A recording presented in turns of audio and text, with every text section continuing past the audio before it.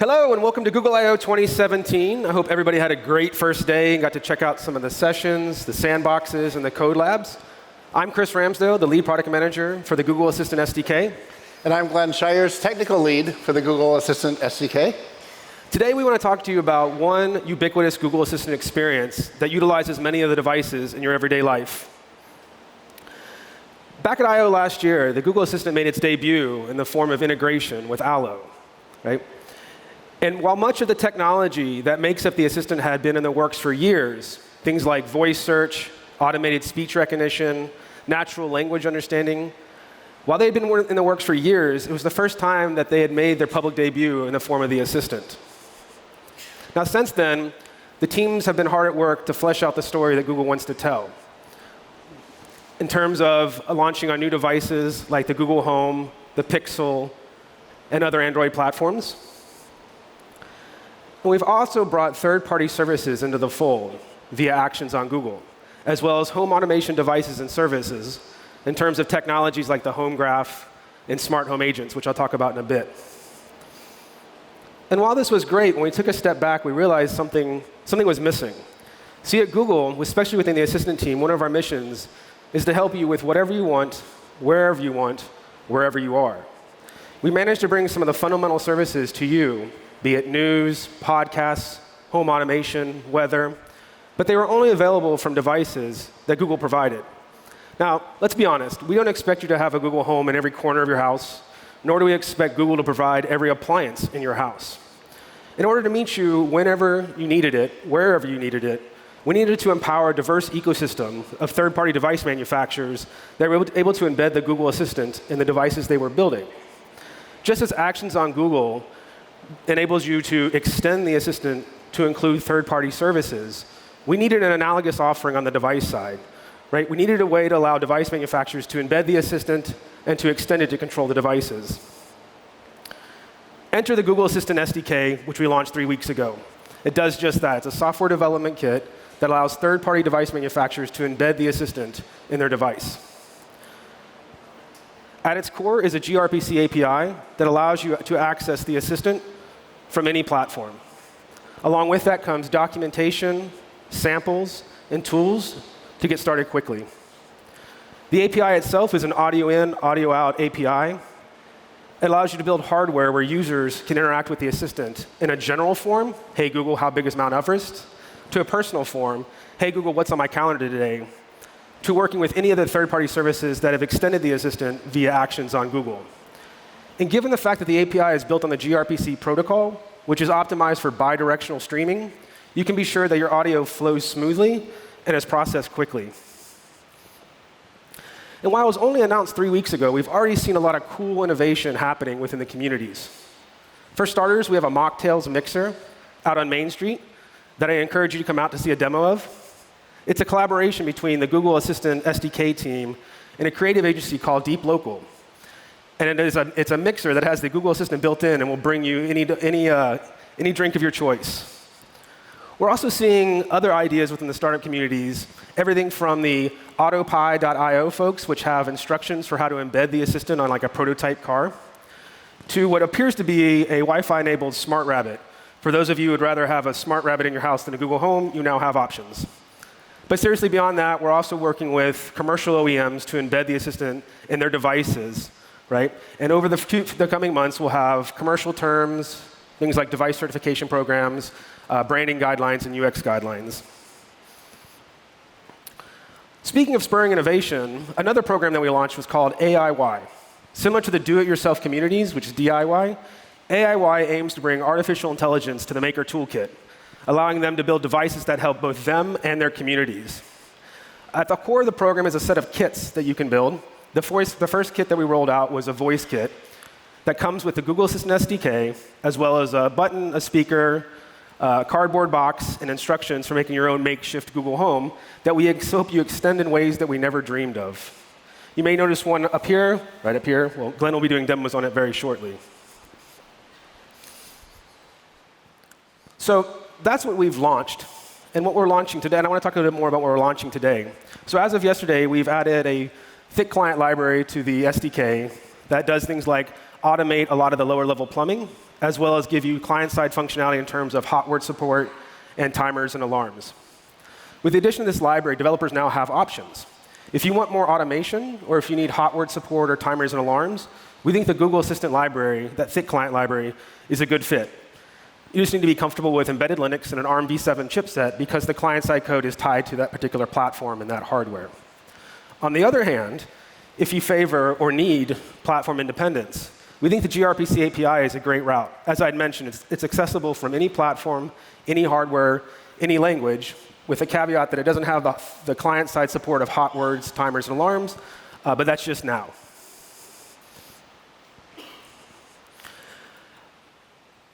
And I want to take a moment to actually preview some of the tools that we're building to make voice control of devices much easier. Now, Glenn's going to have a demo, and we also have demos over in Sandbox B of this. But I thought I'd take a moment to provide a higher-level view so you can understand broadly what we're trying to achieve here with more devices being in your life, having the assistant on them. See, first, it's important to know what devices you have access to in your house, right? Be it the TV or a speaker, an oven, or that Wi-Fi smart-enabled rabbit that we just talked about. By knowing what devices we have access to, or what you have access to in your house, we can actually enable and create more natural conversations with those devices. And we think that's very important because if we don't get this right, this whole voice-enabled thing that we're trying to all do and make happen, right, it's going to be very hard for the masses to adopt it. You want to have normal conversations with the things in your life just like the people in your life. So by knowing what devices you have access to, we can make the conversation more natural. So instead of saying, for example, if you had a smart-enabled oven and you're in your living room talking to your Google Home, instead of saying, hey, Google, let me talk to my company, set the oven to bake, set the oven to 425, what you can do is say, OK, Google, set the oven to bake at 425, just as you would if you were talking to your child or your wife or somebody else that happened to be in your kitchen. It's more natural. Second of all, when I moved from being in my living room talking to my Google Home, and now I've moved to my kitchen, say I'm preparing dinner, I'm actually talking to the device itself. Which if you had to talk to the device itself and say, hey, Google, let me talk to my company, set the oven to bake, set the temperature to 425, that's really odd when you're talking to the device. What you want to be able to do while you're chopping the carrots and the potatoes is simply say, OK, Google, set to bake at 425, right? You end up having more natural conversations whether you're talking to the Google Home to work with a device, you're talking to the device itself. So that's the end user experience, that's the beginning of the end user experience that we're trying to achieve. But let's take a second to go a little bit deeper and talk about how that actually would work. So take the case where you've got you're actually doing remote invocation. You're talking to the Google Home, which is setting up the oven. Right? In that case, you say, OK, Google, set the oven to bake at 425 degrees. Right? So that query goes from me to my Google Home, then to the assistant service running. That assistant service is made up of speech recognition, natural language understanding, the smart home, and a technology called the home graph. So what it can do is it can take that query, what I said, and start to parse it apart. And when it parses it apart, the speech recognition actually talks to the home graph and says, hey, do you recognize any of these pieces in this phrase? And the home graph says, I actually do. I recognize the oven as being a device that's been registered with the home graph. The way it gets registered is when you'd actually go to your home device, and on the assistant app on your phone, you could say, I want to add that to my home graph, and it would walk you through that flow. So now the home graph says, I understand that that's the oven. So the speech recognition says, that's great. OK, so I've got the oven, which is the noun, the thing I'm trying to operate on. And then I've got these other things that look like verbs and nouns as well. And it passes that over to the natural language understanding, that service. It takes that and says to the home graph, right, do you understand what it means to set this program, which is bake, and set this temperature? And the home graph says, yes. The oven's capable of these certain traits. Programs that are like bake and warm and broil, right? And then temperatures, and that's a number. So at that point in time, the natural language understanding can say, cool, I understand not only what they said, but what they intended. But it says, I have no idea what to do with this, right? I've got an intent, but I don't know what to do with it. So it sends that over to the smart home. And the smart home says, cool, I got this. I actually know what to do with this intent. I know that the oven is of this type and tied to this manufacturer. And this manufacturer actually has a third-party cloud and knows how to actually get the intent down to the device. right? This is very analogous, to give you a concrete example, this is very analogous if you have, say, a Nest thermostat in your home, right? You're talking to the Google Home. The Google Home does all this processing, and at the end of it, the smart home component hands it off to the Nest Cloud, and the Nest Cloud says, I know how to actually query the device for what temperature it is, or to set the temperature on the device, right? So I apologize, this actually says local execution path. This is the remote invocation path, where I'm actually controlling a device when I'm not talking to the device. So let's talk about how you actually would do the local invocation path. So again, this is when I'm in the kitchen talking to my oven. And I say, OK, Google, set to bake at 425 degrees. Now, that query comes back in the same path, but notice I didn't say the oven. So the speech recognition, it gets the query. It's missing the oven piece, but what it actually gets is some bit of metadata, which is the device ID, right? That comes from the assistant being embedded on the oven, picking up the query, figuring out what device it's coming from, and passing it up to our cloud. So the speech recognition says, look, I got this set to bake at 425 degrees, but I also got this device ID. Home graph, do you know what to do with this? And in a very similar fashion, the home graph says, yes, I recognize that device ID, right? It's tied to this manufacturer, and it's this thing. It's an oven. So now the speech recognition has the same fundamental building blocks through local invocation that it did through remote invocation. So it can pass it on to the NLU, the natural language understanding. And the NLU can do the same thing it did before, and then it passes it over to the smart home. Now, at this point in time, things twist a little bit. The smart home says, OK, I understand what the intent of the user, but that intent came from an interaction with the device, because the smart home gets the device ID as well. And so when it talks to the home graph goes, you can send that back down to the device. You don't have to go through a third-party cloud. So what the smart home does is it sends back down to the device the audio, so setting oven to 425 degrees, as well as the structured response in terms of a JSON payload back down to the device, and say, cool. And actually, when it sends it to the device, it's sending to the assistant that's embedded on the device. And the assistant picks it up and says, I don't know what to do with this, but let me see if I have a module that's actually registered to handle this response. I do. Calls that on the device, and that code actually sets the oven to bake at 425 degrees. Now, to the end user, this is great because, again, it creates a natural conversation no matter where you are in your home, right? And while I gave an example of just one device, fast forward 2 to 5 years. Imagine like a whole bunch of devices in your home that are listening and you're interacting with them. If you have odd conversations, that's just not going to work out in your favor. So that's what's good from the user experience perspective. From the developer perspective and from the device manufacturer's perspective, you get code reuse. The same code that's being executed when I'm talking to my home device back onto the oven is the same code that's running when I'm talking directly to my device. So if as a developer you get code reuse, that's good. As a device manufacturer, the benefit is that it's a shorter path to getting to market, because you don't have to have a cloud presence to have the assistant running on a device. So if your goal is to make the devices that you're building smarter by embedding the assistant on them, you can go the local invocation route and simply put code on the device and let the assistant, our speech recognition, NLU, smart home, and home graph handle all the stuff in the cloud. Because as you notice on this screen, there is no cloud presence, right? We've dropped the yellow bit that was on the remote invocation path. So we think that's great that as a developer you get code reuse, and a device manufacturer that you get a shorter time to market. So, OK, enough with the high-level stuff. I'm going to turn it over to Glenn to do some demos and talk about some code. All right, thank you very much, Chris. I appreciate that.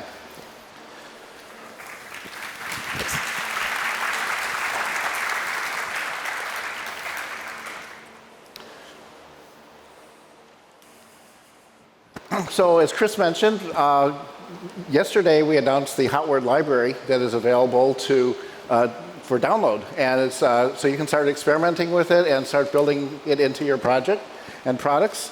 What I'd like to do is demonstrate that. Jump right into a demo. And OK, Google, what sound does a whale make? Here's a whale sound. OK, Google, what's 18% of $57? The answer is $10.26. OK, Google, add peanut butter to my shopping list.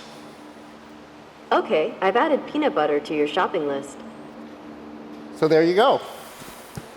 So what we've done is we have created a library that you can download into your, and make it really easy to incorporate OK Google into your projects, as well as including the timers, alarms, and other things. So basically, I'm sorry, I should have been. Could we show this one more time? I'm sorry. Let's go back to that. What I want to do is show you exactly what I had here. This is a Raspberry Pi. And I simply have a microphone, a single microphone, and a speaker plugged into a Raspberry Pi, a power supply, and Ethernet, because Wi-Fi in here is a little bit tricky. But that would work on Wi-Fi as well. So basically, we just simply have a speaker, a microphone, and an internet connection. And that's all we need to implement the capability of far field, activation of the Hotword, and to implement basic Google Assistant.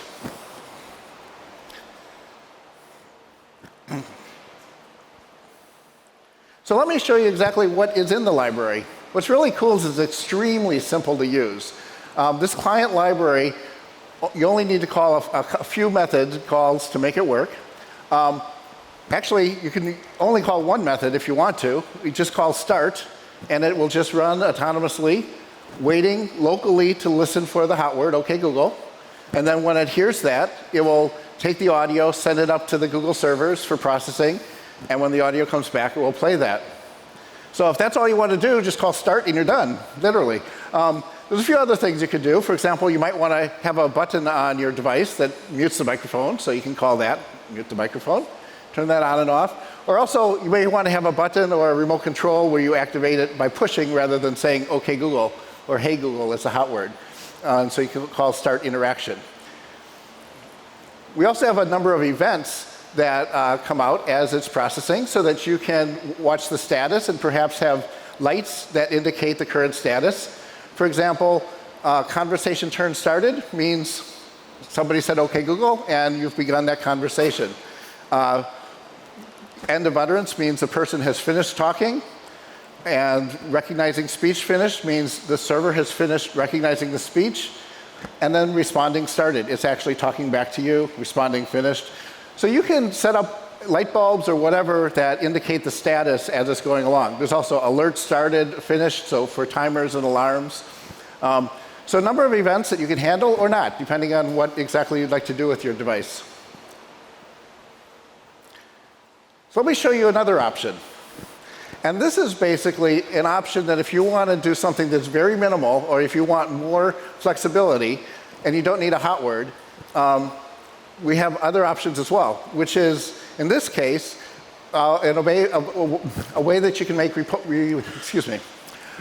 can make remote procedure calls directly against the server. So it's minimal processing on the board. In this case, I actually have a Raspberry Pi Zero, which is a $5 or $10 retail product.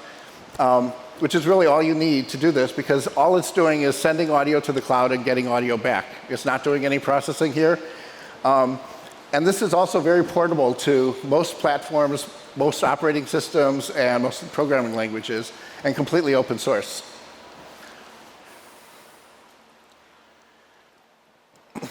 So what we have with this is a way to talk to the cloud, the Google Cloud, called GRPC, or Remote Procedure Calls. And these remote procedure calls run on nearly any platform. So you could easily port these. Well, they're already on Linux, Mac, Windows, Android, iPhone, already supporting languages of C, Go, Python, Node.js, PHP, Ruby. And there's an open tool chain that you can easily port these to any other platform. The thing about it is it's a nice, robust protocol, air handling protocol, that also allows bidirectional streaming. So what that means is you can be sending audio to the server while the server is sending information back. And when the server's responding, obviously you can continue to send things up. So it's a bidirectional protocol. And it's available for any platform. So what I'd like to do is demonstrate this.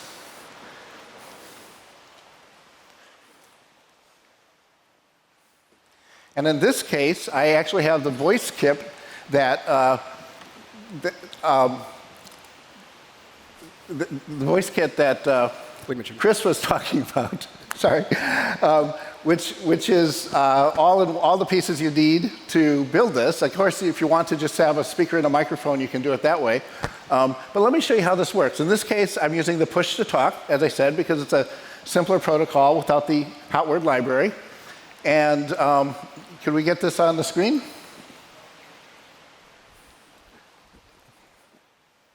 Can we get the device up there? Thank you very much. OK. And how do you say nice to meet you in Korean? 만나서 반갑습니다.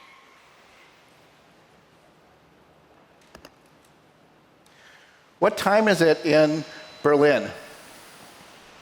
The time in Berlin, Germany is 6:50 p.m.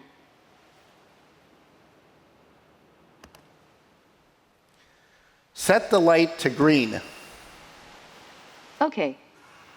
Doesn't show up as well there, but maybe you can see here live that the light turned green. Make it red. Oops, got to press the button. Make it red. It's not raining there. It's mostly sunny. Make it yellow. Okay. There we go. So this is demonstrating the device actions, which we're previewing right now, which allows you to directly talk to the device. So rather than, let's say, if I'm using my Google Assistant on my phone, I might have to say, tell my oven to set the temperature to 425. If I actually go over to my oven and press the button on it, I don't want to say, tell my oven. I just want to say, set the temperature to 425. And so what we've done is when the device with the microphone is listening, it basically takes precedence over all other actions. So you can program actions on Google to do your own custom actions. And then when they're on your device, you actually take precedence. So you don't have to preference it with, tell my oven to set the temperature. Just say, set the temperature to 425. Let me show one more that's kind of fun. Play trivia game. You said the magic words. Welcome to game show mode, my friend. 1, 2, 3, 4. So you can see we play all sorts of audio through it. It's not just our favorite lady, but it's Are you feeling lucky? not just the assistant, The but trivia it's party game for people who like whatever you want to do when and you're for making your own everyone else. actions. You can create actions that have all sorts of sound effects and Stop being your mix and match those. I'm the host of this silly show. So I'll stop that.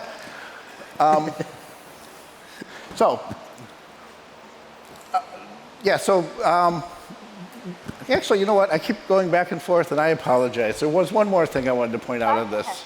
Sounds great. Let's play 5 rounds. Let's hear from you now. I have some important questions to ask. Contestant 1, can you say smarty pants? So what I wanted to point out is there's 2 microphones here, and I'm not going to play the trivia game, but I wanted to point out the fact that we work very well with 1 or 2 microphones, and it's. I'll get to that in a moment. So the GRPC API is a very flexible API that lets you do a lot more, have a lot more control. And I wanted to run through how the API worked. First of all, if you want to connect to the API, it basically, you just create a connection with a couple simple commands, make a channel, gives you a stub, and then you can call a service. We have a service we call converse, so we can converse back and forth with the server. Once you've set up a connection to the server, what you want to do is configure exactly how you want to send audio to the server and how you want to receive it. In this case, we're sending audio as linear 16, which is plain old PCM. Doesn't have to be compressed. We do allow FLAC compression, which is a lossless compression, which cuts down the bandwidth by about half. We're going to send it with a sample rate of 16,000 hertz. And then we're going to tell the server what we want back. And in this case, we're going to get Opus and OGG, which is a nice, tight compression engine. And we'll say have a sample rate of 22K.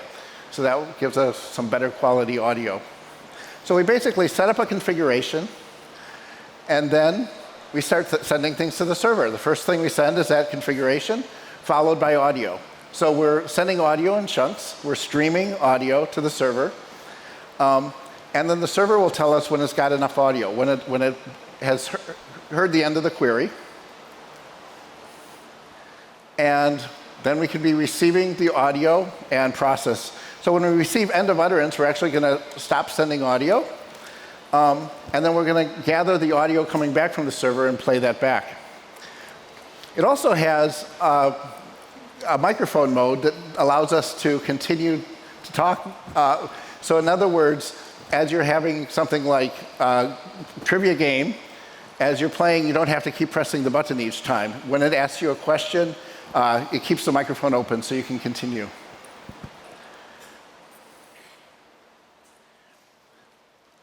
Finally, I wanted to talk about the two microphones and the neural beamforming. One thing that we do to keep costs down in the client is make it work very well with either one or two microphones. And with two microphones, we do what we call neural beamforming in the cloud, so that the cloud's optimized for far field recognition. In other words, you can be several feet away. And it's very noise robust. And we use machine learning to process that. So in other words, it's very common in a household, for example, that you may be speaking, there's a television, a radio, other kids, dogs, dishwashers, all running at the same time. So there's a lot of noise. But what we do is on the server, we do all the processing to filter that out. So you don't need to have any additional client processing. Just send the two channels directly up to the server, and we do the neural beamforming for you. So what this does is it keeps the cost of the client to a minimum.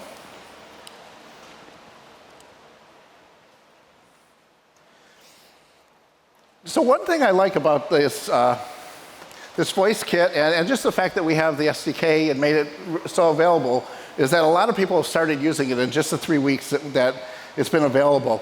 A friend of mine actually told me that his daughter came to him and said she wanted to be an engineer and she wanted to make a kitty that she can talk to.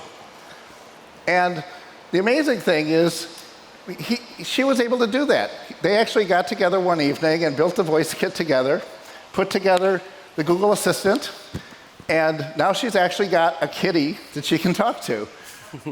Which when I sit back and think, when I was a kid, there was no way, it was just a dream that I could build a robot I could talk to and it would actually understand what I'm saying and actually talk back and be intelligent. Let alone the fact that I could ask it virtually any question in the world and actually get a response because it would know the answers. So it's really inspiring to me that we can inspire young engineers, and I hope that we're also inspiring you to create wonderful new devices. Let me turn it back over to Chris. Thanks.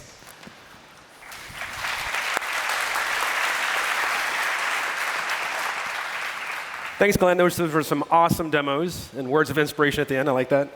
So to wrap up here, when we set out on this talk, we wanted to create one ubiquitous Google Assistant experience that helped you with whatever you needed, wherever you needed it, whenever you needed it. We've got actions on Google to handle the whatever, right, as well as the Google Assistant. But the actions on Google extend that assistant into other services that you utilize in your life. So we've got the whatever covered. With the addition of the Assistant SDK, we can handle the whenever, wherever, because we extend out from just the Google Home device or your Pixel or your Android phone to other devices that you will have in your life, right? And technologies like the Home Graph and smart home agents tie it all together so you can have a natural conversation with those devices in your life and feel very comfortable. So I wanted to say thanks for taking your time to come out and talk with us. We've got a couple next steps if you're interested. So first of all, I want to reiterate, we've got an Actions on Google Developer Challenge. If you sign up at g.co/actionschallenge, you can register to win a ticket to next year's I/O, as well as over 20 more other items. And beyond that, we've got demos going on in Sandbox B. So over there, I'll be there, Glenn will be there. There's other engineers, product managers, and developer relations folks. So come check it out. We've got a code lab for some hands-on hacking. We've got the assistant-enabled mocktails mixer, which I'll be demoing throughout the afternoon. And then we've got the home automation session, which goes deeper into that home graph and smart home agents at 4:30 with our colleagues, Mark and David. And then obviously we have documentation, getting started guides, and technology to download at developers.google.com/assistant/SDK. So cool. Thank you so much. And we'll take some questions because I think we've got about 10 minutes left if you want to come up and ask. Thanks again.